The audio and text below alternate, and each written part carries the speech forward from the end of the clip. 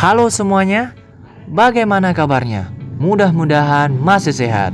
Di video kali ini, nonton film akan menceritakan alur cerita dari film American Sniper pada tahun 2014. Film ini merupakan kisah nyata dari seseorang tentara bernama Chris Kyle. Film ini disutradarai oleh Clint Eastwood dan diperankan oleh Bradley Cooper, Jack McDormand, dan masih banyak lagi.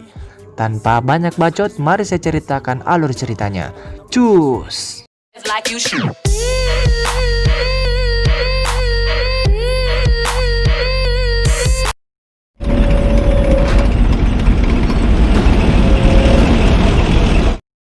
Film ini menceritakan seorang penembak jitu bernama Chris Kyle yang menjadi kebanggaan negara Amerika Serikat selama pertempuran di Timur Tengah.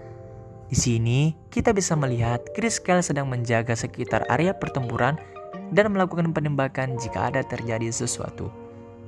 Tiba-tiba, ada seseorang yang naik ke balkon untuk menelpon dan si sniper ini menunggu aba-aba untuk mulai menembak.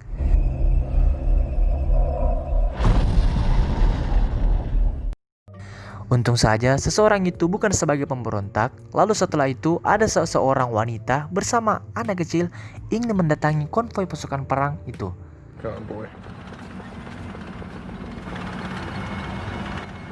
Lagi-lagi si sniper yang bernama Chris kali ini, kita panggil saja Chris, menunggu aba-aba.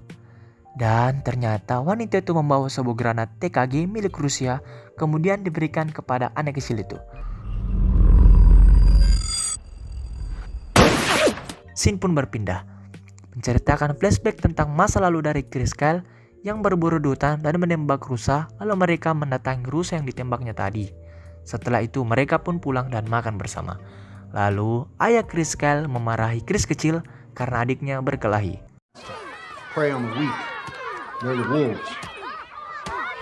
Lalu ayahnya menjelaskan bahwa dalam keluarga ini jangan ada menjadi pengecut. Kita harus melawan jika kita pantas untuk melawan.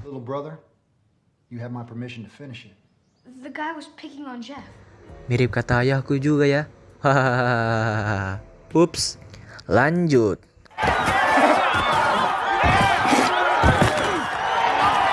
Mulanya, Chris Kyle adalah seseorang yang berprofesi sebagai cowboy rodeo, yaitu pekerjaan yang menguji kelincahan dan kecepatan cowboy. Satu sifat dasar yang mendorong Kyle untuk tertarik bergabung dengan satu kesatuan prajurit sel Amerika, yaitu untuk melindungi orang-orang yang dia sayangi. Lalu, Chris menonton TV. Chris melihat bahwa terjadi masalah atau pemberontakan yang menyebabkan ledakan yang menghancurkan kedutaan Amerika Serikat di Tanzania dan Nairobi, Kenya.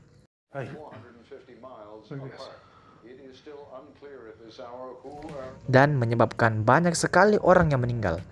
Keesokannya, Chris pergi ke tempat pusat karir angkatan senjata untuk bergabung menjadi seseorang tentara demi membela negara yang ia cintainya.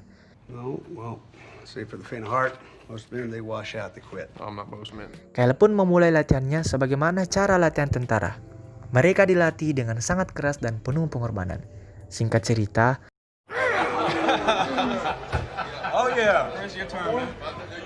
Kyle dan teman-temannya pergi ke kafe untuk melepas beban sekaligus bersenang-senang. Dalam candanya, Kyle melihat seseorang wanita bernama Taya dan Kyle mulai untuk mengajak wanita ini bercerita. Kemudian, Kyle berpacaran dan pada akhirnya mereka berdua melangsungkan pernikahan.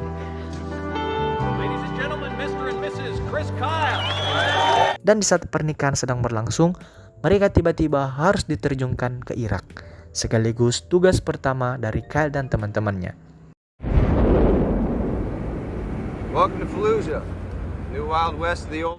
Dan di sini kita kembali kepada scene pertama dari film ini, di mana Kyle sedang mengintai wanita dan anak kecil itu yang membawa granat.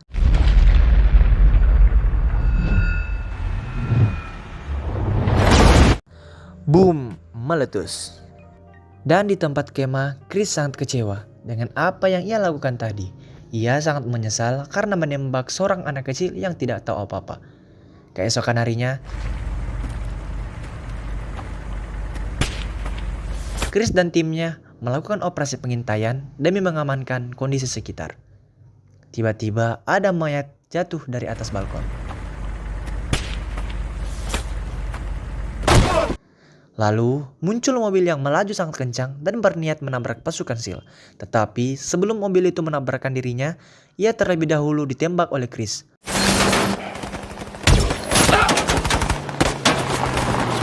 Mampus, masih mau. Lagi-lagi Chris menyelamatkan semua orang. Setelah itu, Chris kembali menjaga, tapi Chris melihat seseorang bersenjata lalu menembaknya. Pada malam hari, seperti biasa, Chris menjaga kondisi sekitar. Di sini, kita diperlihatkan sniper mematikan dari pihak musuh bernama Mustafa. Mustafa menembak satu tentara Amerika.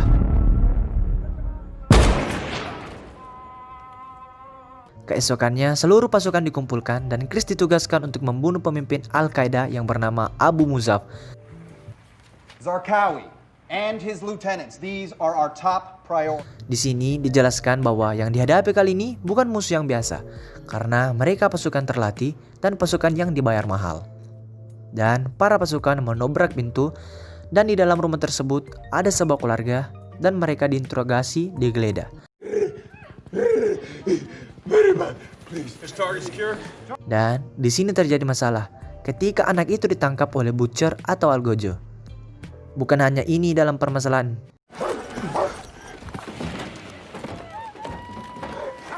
Mustafa si penembak jitu itu menembak mereka ketika hendak menolong anak itu. Di sini terjadi baku tembak antara Chris dengan Mustafa. Keesokannya seluruh pasukan Amerika kembali ke tempat asalnya. Dan Taya langsung memeluk suaminya karena rindu yang tidak dapat tertahankan.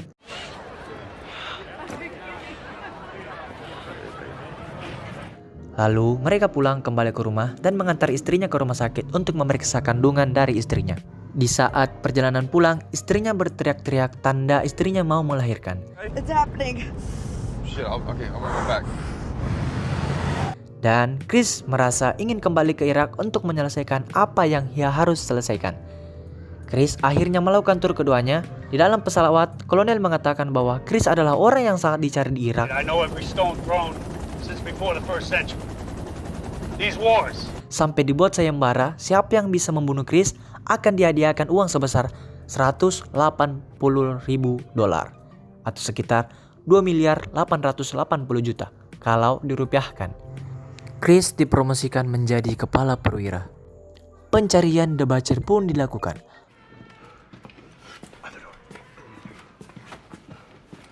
Pada saat pencarian itu terjadi baku tembak antara The Butcher dengan pasukan yang lainnya. Lalu mereka memasuki sebuah rumah untuk menginterogasi sekaligus memastikan apakah dia musuh atau tidak.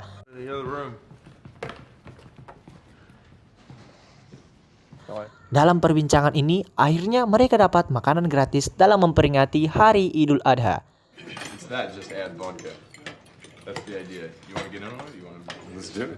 Tetapi Chris melihat keanehan dan memeriksa di bawah lantai, ternyata banyak senjata. Setelah itu, tiba-tiba lagi terjadi baku tembak antara mereka dengan pasukan Butcher.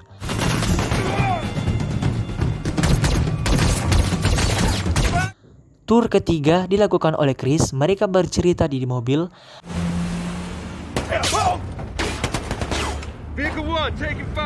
Mereka tiba-tiba ditembak oleh mobil yang di depannya. Baku tembak pun tidak bisa terhindarkan.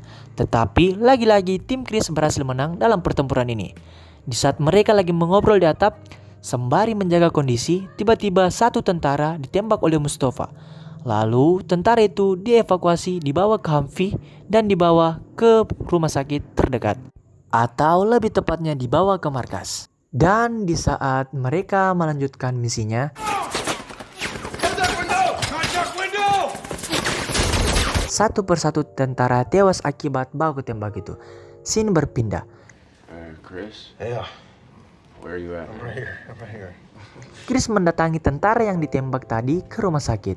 Chris merasa bahwa ia harus membalaskan dendamnya dan harus membunuh Mustafa. Tur keempat pun dimulai.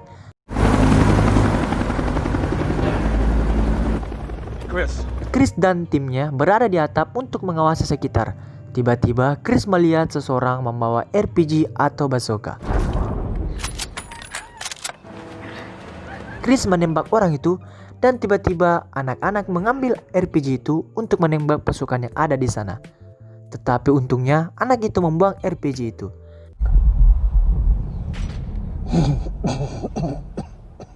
Di sini kita bisa melihat bahwa Chris merasa lega karena dia tidak mau kedua kalinya membunuh orang yang tak bersalah.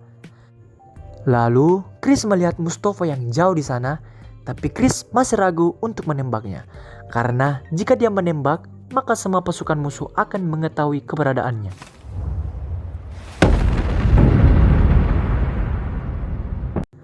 Dan akhirnya Chris menembak Mustafa dalam jarak 1920 meter. Dalam penembakan itu membuat seluruh pasukan musuh mengetahui posisi Chris dan tim.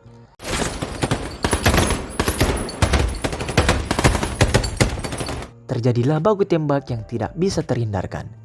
Dan dalam keadaan genting dan dalam keadaan pasrah,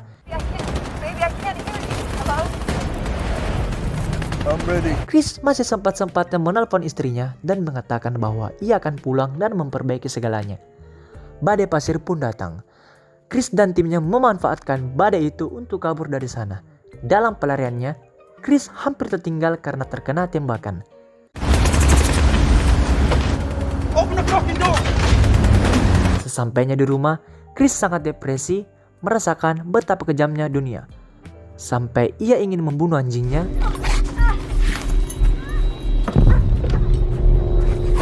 Lalu Chris mendatangi veteran yang cedera dan memberikan motivasi, sekaligus Chris menyembuhkan rasa depresinya. Kisah pun berakhir. Beginilah kira-kira alur cerita dari film American Sniper. Banyak adegan yang tidak dimasukkan karena saya hanya membahas garis besar dari film ini. Kembali pada cerita film. Pada akhirnya Chris Kyle terbunuh oleh mantan veteran yang coba ia bantu. Menurut Wikipedia, Chris dibunuh oleh mantan veteran karena dia mengetahui bahwa membunuh Chris Kyle akan mendapatkan imbalan berupa uang yang banyak. Maka dari itu, yang mendasari mantan veteran tersebut untuk membunuh Chris adalah uang. Money is everything. If you have money, you can buy everything. Begitulah dulu ceritanya. Jika ada kesalahan mohon dimaafkan, karena channel ini masih banyak riset yang harus saya lakukan agar membuat channel ini menjadi lebih menarik dan lebih baik lagi.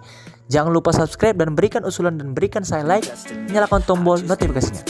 Sekian dan terima kasih. Assalamualaikum warahmatullahi wabarakatuh. Cus.